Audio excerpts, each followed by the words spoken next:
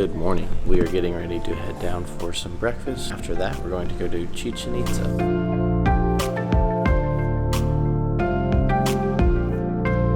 We just rushed to the bus station to get a bus to Chichen Itza.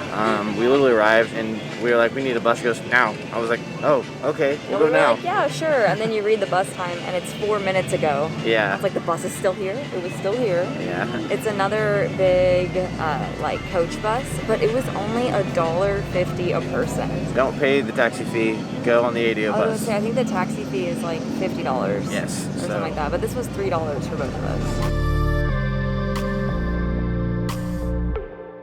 We just arrived at Chichen Itza. It was about a 45-minute bus ride. It's kind of a far walk from where the bus drops you off.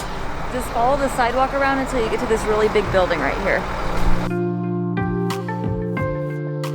Came through security. They're looking at everyone's temperature with like a face reader. It'll like track your temp. They took away all the tripods. And pretty much anything that resembled, like they took away our second lens, they take away everything besides your basic camera. So we are left with literally just our camera right now. But that took about 30 minutes to get through. There are so many people here. We would recommend getting here probably the first entrance. We got here about 9 o'clock and they open at 8, so we should have gotten here at 8. I'm standing in front of the main structure, the El Castillo pyramid. There's 4 sides to the pyramid, obviously, and each side has 91 steps. You add those up, and then the platform on the top, that equals 365, just like the calendar. It was built somewhere roughly between 600 and 750 AD. Chichen Itza as a whole was built somewhere between 600 and 700 AD, which it's kind of interesting that it's considered one of the new wonders of the world when it's so old.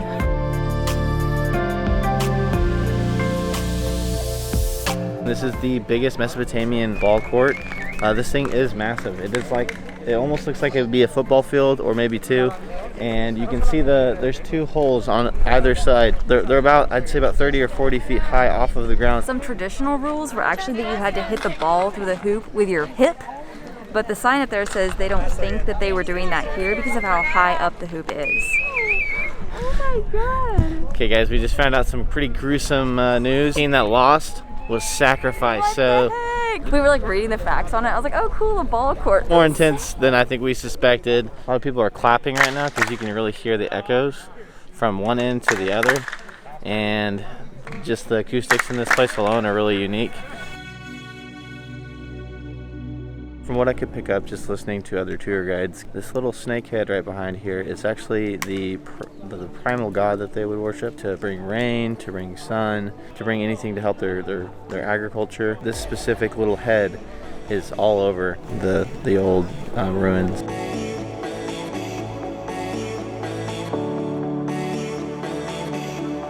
Interesting enough, this is one of the first ever plumbing systems that was ever developed was here because there was a cenote nearby, and El Castillo, the big one, was built specifically by the cenote because it was a fresh water source, which gave them easy access to fresh water so they could do all their planting and have the ability to drink water accessibly.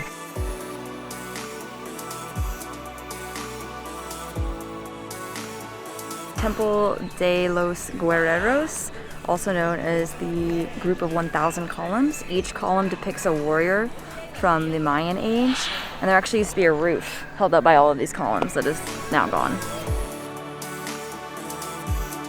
I think this is really the coolest area because you get to walk back into the columns, so you actually get to feel like you're kind of exploring it.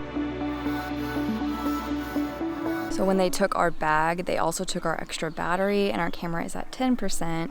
So Christian is going to run up to the front and see if he can get our other battery out of our bag. But I'm sitting back, all the columns back here, because it's the farthest away from like the main site and all the noise. So I'd really recommend walking back as far as you can with the columns and just enjoying being here because you actually get to experience the ruins back here because there's nobody back here. I don't think the tour groups come back here, and then all the souvenir stands are farther up. So you're actually you just get to enjoy being back in the ruins. This small little thing This cost me a 20-minute, maybe 30-minute trip. We went a little deeper, and surprisingly, there are more pillars. They did not lie about the number of pillars because, as you can see, they just keep going back and over here, and then we were over back there earlier, and there's even more. There's more up here. Right behind us here is the market, and it was built around 900 to 1200 AD, so this is a little bit later than the Castillo. And this is where they would do all of their market trading and all of their goods, so pretty unique. There was like this random open walkway in the jungle. It's like a hike. We can go on a hike. Back to hiking vlogs, guys. No. One thing I will say about Chichen Itza, it is huge. There is a lot to do. We could spend probably a lot of time here if we wanted to get super in deep with it.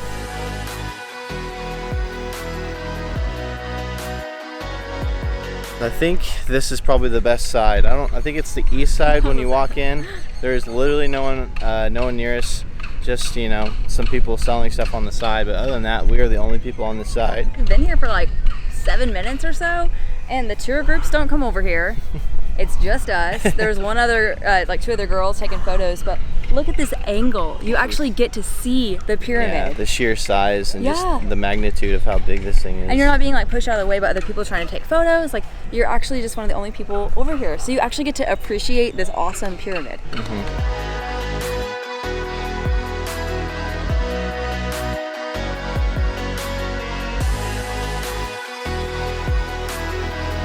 Ashley was saying, I guess her parents actually had the opportunity to walk up this. On their honeymoon in like 1990 something. Preservation is more of a thing now. Imagine if this many people were trying to walk up this pyramid. It would crumble. It would crumble. Fall off.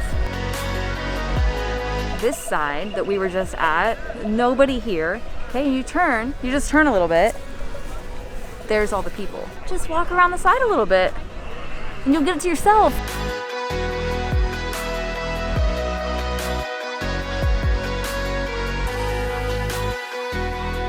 We're making our way back in here and we're blown away. Okay, I thought we'd like gone and seen like most of it. Yeah. Like we hadn't even seen the half of it. There's another huge open courtyard area with really nobody in it. Like, it's wild. There's a few like individual tours, but other than that, it's really just people that are doing it like by themselves, like us. And another thing I realized was a lot of these tours are about an hour and a half long, and there's no way you can get through this. No. We've been here for almost 3 hours already. Yeah. And I feel like we've barely even scratched it, yeah. This right here is the Chichen tube, which also means small holes. It has a chamber, 3 rooms, and there's a ball court. Little iguana right there. I say little, he's pretty big. There's nobody here. And it's super quiet. Like you can probably tell maybe from the audio earlier, it's just a lot of noise, making some ruckus, but we're the only ones back here with, you know, some ruins and some iguanas, which is kind of cool. This temple is the one that was dedicated to all of the fire rituals. One thing I'm starting to realize is just how civilized this area must have been in terms of just having so many buildings. It was a city and there was a lot of depth to it. And there was a lot of pride, I believe, in what was here. They have a temple dedicated to everything, all of the elements and everything that was important to them at the time. And there's just so much here. They had thought of everything when it came to building this place. This is so cool. And you can really tell that these have been really well preserved, and a lot of the design and all of the little creatures and stuff on the front of the temple are still very, very seeable. The area down here looks new, and we're just assuming that they laid that down so that it would make sure that these buildings stay upright instead of toppling over. Totally an assumption. Let us know if we're completely wrong.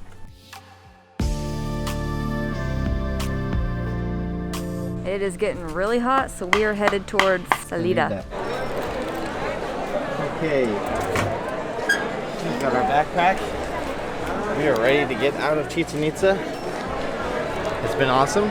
Trying to find our bus to get back to Valladolid currently, because we went up to the ADO bus station and then the lady said it was not possible to buy your tickets there, so we're just gonna find the bus back to Valladolid and buy a ticket on the bus. And we purchased our bus tickets back to Valladolid. They were 37 pesos each. She gave us this bus card. I'm assuming this will get us both on to the bus, so really convenient.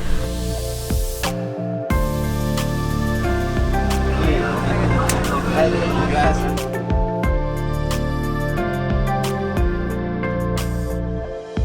That is going to conclude our day at Chichen Itza. We had an awesome time, but we are looking forward to exploring more of Valladolid. Make sure that you subscribe to see all of our adventures in Valladolid. We are headed to Cenote Zaki right now.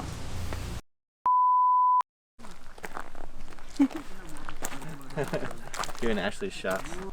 The real experience of Chichen Itza is coming back here, which Smells like poop. doesn't smell the best. Yeah, go pyramid. 19. 35. I'm kidding. On I'm their kidding, Kim and honeymoon. Grant.